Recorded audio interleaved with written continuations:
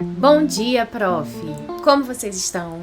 Espero que estejam todos bem. Hoje eu pergunto a vocês se vocês já acabaram alguma aula com aquela sensação de que não era bem você dando aula, que na verdade vocês estavam ali de alguma forma tentando performar um outro professor. Você sabe que você tem conteúdo, você já deu aula em vários lugares, você tem experiência, mas ainda assim, lá no fundo você sente que ainda está tentando ser aquele professor que te inspira, ou aquela professora que de repente um ou outro ali falou bem. Hoje eu quero te mostrar por que isso acontece e como que você pode começar a virar esse jogo agora.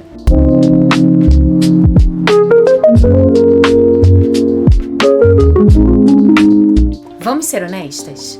A maior parte das professoras que já tem experiência acaba entrando naquela fase do ensinar do jeito que dá. Já aconteceu isso com vocês? Porque vocês sabem que eu só falo aqui o que já aconteceu também comigo. A ideia aqui, gente, desse podcast é trazer exatamente sensações e acontecimentos da vida de muitos professores que vocês podem se identificar. E nessa correria que a gente vive, é muito natural que a gente entre muito nesse modo apagando incêndio, sabe? A aula, muitas vezes, ela vira uma resposta ao caos. E isso faz com que a gente sinta que aquilo que a gente está fazendo é muito mais um improviso ou até mesmo uma cópia do que funcionou para uma outra pessoa, do que algo que realmente faça sentido para a gente e se conecte com aquilo que faz sentido para a nossa aula. Só que quando a gente só repete estratégias antigas ou imita de repente só outros colegas, a gente acaba saindo muito com a sensação de que aquela aula não foi realmente nossa. Não sei se vocês já passaram por isso, mas isso já aconteceu comigo. Principalmente quando eu buscava trazer exatamente o que um outro professor tinha feito para minha aula, sem adaptar às minhas realidades, aquilo que faz mais sentido para mim, o que eu gosto de falar e o que eu não gosto. Tinha dias que eu queria exatamente copiar igualzinho o que a pessoa tinha falado e normalmente não funcionava. E isso acontece principalmente porque a gente foi ensinado e ensinada que basta ter conteúdo. Se você tiver conteúdo, isso já é o suficiente para você dar uma boa aula. Mas a gente sabe que não é bem assim. É necessário que você tenha posicionamento didático. E isso é construído, não é algo que você simplesmente imita de alguém. Quando você não tem clareza do que você comunica e nem direção do que você está construindo com os alunos, aí você começa a se comparar. Ai, fulana de tal, ela é tão divertida. Ai, fulano de tal tem os melhores slides. Ai, fulano de tal tem isso melhor do que eu.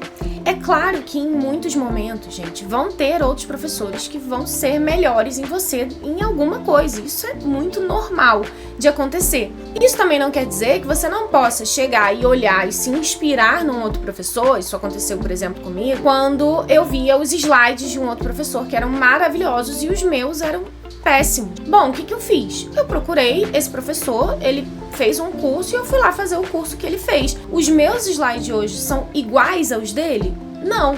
Mas o nível do meu slide hoje tá num nível muito bom, próximo aos níveis dos dele, que era uma pessoa que já tinha, inclusive, muita facilidade para fazer slides.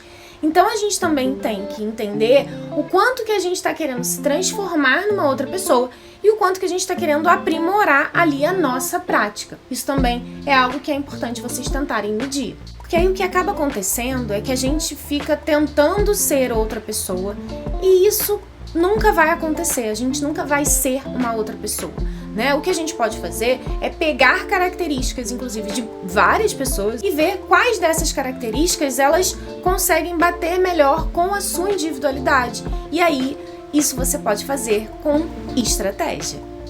Quando a sua aula ela não tem a sua marca, sua presença, sua intenção, os alunos eles acabam sentindo isso de alguma forma.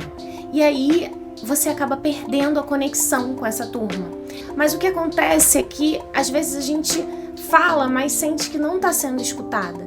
sabe? Que você tá explicando, mas não tá sendo absorvido de fato.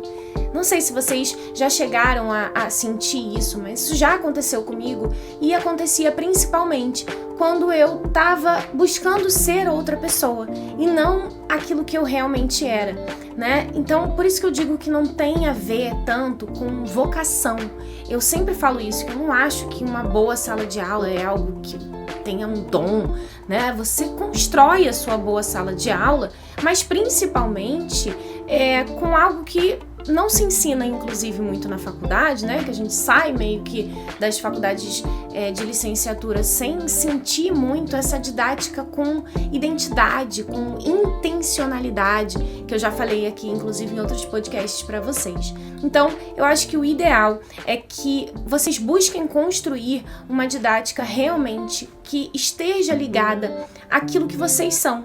Porque quando a gente tenta ser uma outra pessoa simplesmente, isso não funciona, e acho que não só na nossa profissão, mas em nada na nossa vida, né? Você não precisa de mais conteúdo, nem se reinventar toda semana. E você, com certeza, não precisa virar outra pessoa. O que você precisa é de um diagnóstico claro, tanto sobre você quanto da sua aula, para que você tenha uma direção mais certeira daquilo que você vai construir com os seus alunos e construa também uma didática com presença, com identidade, para criar uma rotina que esteja interligada com aquilo que você acredita, gosta e aquilo que também vai ser importante no aprendizado, né, dos seus alunos e que engaje os estudantes na sua aula.